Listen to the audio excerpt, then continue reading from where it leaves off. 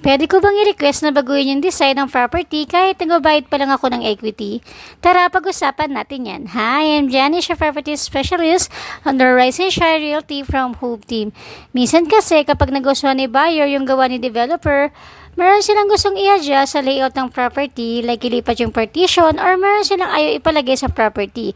Ipinapakiusap nila to, pero unfortunately, hindi kasi pwedeng ibahin yung design ng layout, kahit na ginagawa pa lang yung property. Bakit?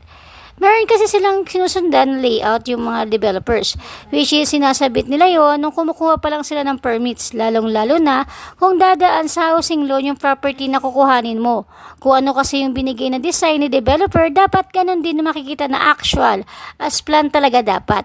Kaya kung meron kang gustong pagbago or i-redesign dun sa property na kinuha mo, maaari mo lang itong gawin kapag turnover na ang unit sa'yo. Thank you for watching!